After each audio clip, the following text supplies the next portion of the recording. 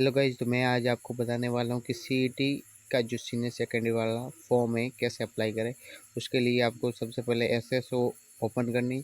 SSO open करने के बाद आपको रिक्वायरमेंट पोर्टल पे चला जाना।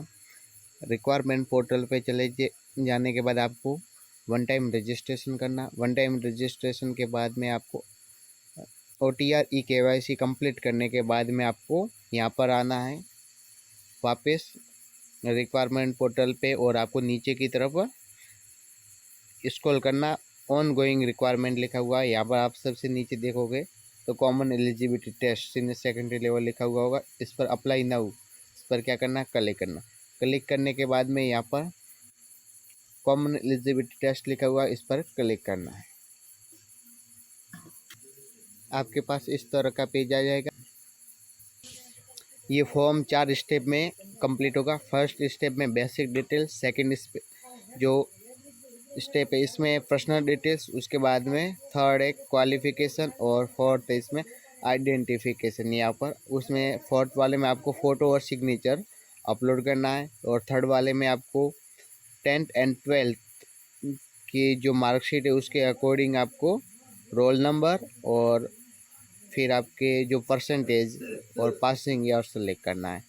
सेकंड में पर्सनल डिटेल्स और फर्स्ट में बेसिक डिटेल्स। फर्स्ट स्टेप में बेसिक डिटेल्स में आपको कैंडिडेट नेम, जो आवेदन कर रहा है उसका नाम, उसके बाद में लिंग यानी जेंडर, फिर फादर्स नेम यानी पिताजी का नाम, फिर मदर्स नेम और डेट ऑफ बर्थ, उसके बाद में एज। इतना कंप्लीट करने के बाद में आपको अपनी कैटेगरी यहाँ पर से सेलेक्ट करनी, SC OBC जो भी है, जनरल, MBC। उसके बाद में आपको यहाँ पर विशेष दिव्यांग श्रेणी सेलेक्ट करने के लिए यहाँ पर आप सेलेक्ट करने, यदि हैं तो, नहीं है तो नॉट एप्लीकेबल आपको सेलेक्ट यहाँ पर कर देना। उसके बाद में उप विशेष दिव्यांग श्रेणी सेलेक्ट करने की कोई ज़रूरत नहीं। फिर नीचे रिलीजन यानी धर्म सेलेक्ट करने के लिए इस पर टैप करो, और फिर हिंदू जो भी है, जैन वगैरह सही, तो आप यहाँ से सेलेक्ट कर सकते हैं। उसके बाद में वैवाहिक स्थिति यानी मैरिड स्टेटस, क्या आप सिंगल है या फिर शादीशुदा, यदि हैं तो यहाँ पर सिंगल है तो अनमेरिड, शादीशुदा है तो मैरिड, आप यहाँ पर ऑप्शन सेलेक्ट कर सकते हैं। उसके बाद में यदि मैरिड हैं तो आपको मैरिड सेलेक्ट करने के बाद यहाँ पर जो हस्बैंड जीवन साथी का यहाँ पर नाम लिखना पड़ेगा। उसके बाद में यहाँ पर नीचे यदि कोई बच्चा वगैरह तो उनकी 1 2 है तो यहाँ पर संख्या आपको लिखनी पड़ेगी। उसके बाद में आपको यहाँ पर व्हाट्सएप नंबर लिखने की ज़रूरत नहीं, क्योंकि यहाँ पर मोबाइल नंबर का ऑप्शन दिए हुए है, चाहे तो आप यहाँ पर फिल कर सकते हैं। उसके बाद नीचे यहाँ पर ईमेल एड्रेस और जनआर ID ऑटोमेटिकली आ जाएगी। वन टाइम रजिस्ट्रेशन करते टाइम आपने अपलोड कर रहेगी तो वो ऑटोमेटिक आ जाएगी।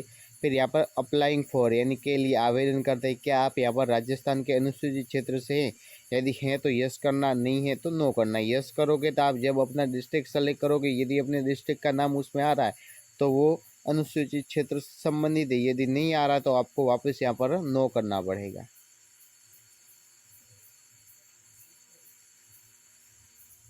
इसके बाद में यहाँ पर आपको एड्रेस फिल करना है।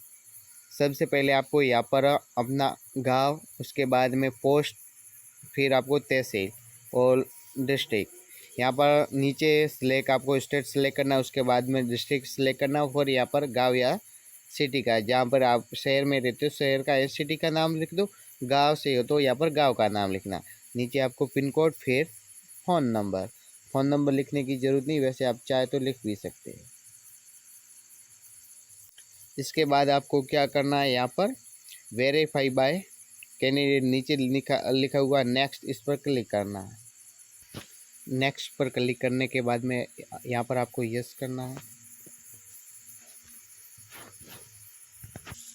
अब आपको यहाँ पर पर्सनल डिटेल्स फिल करनी है। फर्स्ट यहाँ पर स्टेप है डोमिसाइल डिटेल्स, अधिवास विवरण। यहाँ पर राष्ट्रीयता, क्या आप इंडियन है, भारतीय है, यदि आप यहाँ पर अपनी राष्ट्रीय भारत से तो भारतीय यहाँ पर सेलेक्ट करनी वैसे भी। उसके बाद में आपका होम स्टेट कौन सा है, राजस्थान से, अदर कंट्री, अदर राज्य से है क्या। फिर आपको यहाँ पर होम डिस्ट्रिक्ट सेलेक्ट करना है। यदि आप किसी अदर देश से आए और यहाँ पर ठीक है, यहाँ पर रह रहे और यहाँ भारत की नागरिकता आपने ग्रहण की, तो आपको यहाँ पर यस करना होगा और यहाँ पर कुछ सर्टिफिकेट आपको अपलोड करने पड़ेंगे। उसके बाद यदि नहीं है तो आपको यहाँ पर नो करना है। उसके बाद यहाँ पर स्पेशल कैटेगरी, यहाँ पर श्रेणी, इसमें है कि आप भूतपूर्व सैनिक के, यदि हैं तो आपको यस करना, नहीं है तो आपको यहाँ पर नो करना है।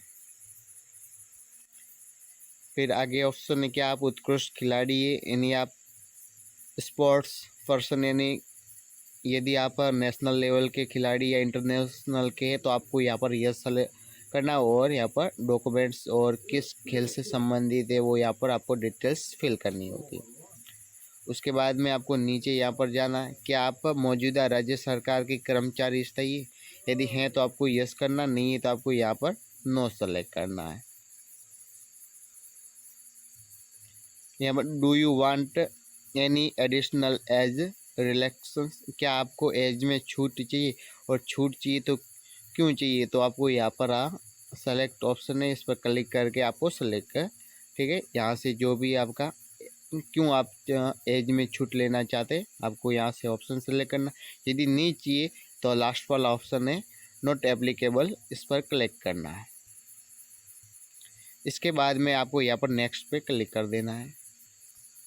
अब यहाँ पर थर्ड ऑप्शन आ गया क्वालिफिकेशन वाला, तो आपको यहाँ पर सबसे पहले जो शैक्षणिक योग्यता यहाँ पर बॉक्स दिया हो इसको क्लिक करना।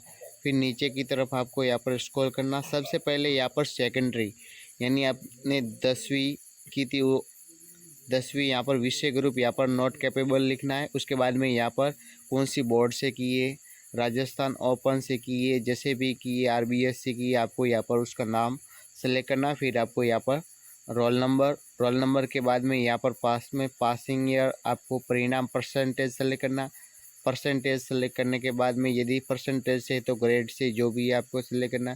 उसके बाद में आपको यहाँ पर कब आपने उत्तीर्ण की पासिंग ईयर यहाँ पर सेलेक्ट करना। उसके बाद में आपको यहाँ पर परसेंटेज सेम का सेम। सीनियर सेकेंडरी में आपको सबसे पहले आर्ट्स कॉमर्स साइंस जो भी विषय ग्रुप है आपको यहाँ पर सब्जेक्ट ग्रुप सेलेक्ट करना। उसके बाद में आप बोर्ड का नाम यहाँ पर लिखना है। उसके बाद में आपको फिर वापस रोल नंबर और यहाँ से परसेंटेज वगैरह जो भी है आपको सेलेक्ट, ग्रेड में है तो ग्रेड में रिजल्ट, और परसेंटेज में तो परसेंटेज में। उसके बाद में आपको यहाँ पर उत्तीर्ण वर्ष यानी या पासिंग ईयर सेलेक्ट करना। फिर यहाँ पर परसेंटेज, इतना सब फिल करने के बाद में आपको नीचे की ओर आना, नेक्स्ट पे क्लिक करना है। नेक्स्ट पे क्लिक करने के बाद में आपको यहाँ पर आइडेंटिफिकेशन में यहाँ पर आपको सबसे पहले क्या करना है, अपना नवीनतम पासपोर्ट साइज फ़ोटो, यानी कम से कम 1 माह पुराना होना चाहिए।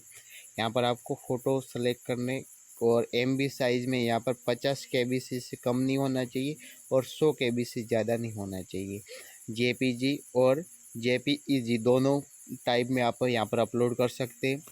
सिग्नेचर आपको 20 KB से कम नहीं होना चाहिए और 50 KB से इसकी साइज़ ज़्यादा नहीं होनी चाहिए।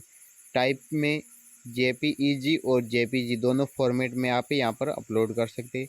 अपलोड करने के बाद में यहाँ पर नीचे लिखा हुआ है विजिबल बॉडी मार्क, क्या आपके कोई बॉडी यानी शरीर पर कोई भी है निशान, यदि हैं तो आपको यहाँ पर उसका नाम जहाँ है लिखना है, और नहीं है तो आपको यहाँ पर नो कर देना। उसके बाद में आपको नेक्स्ट पे क्लिक करना है।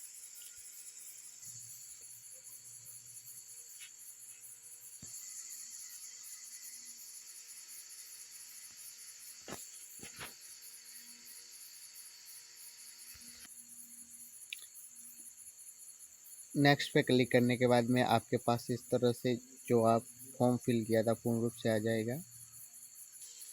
फॉर्म चेक करने के बाद में आपको यहाँ पर नीचे अलाउ करना है, यानी जो घोषणा यहाँ पर है आपने कि मैं ये घोषणा करता हूँ या करती हूँ, जो भी आपको यहाँ से अलाउ करना बॉक्स।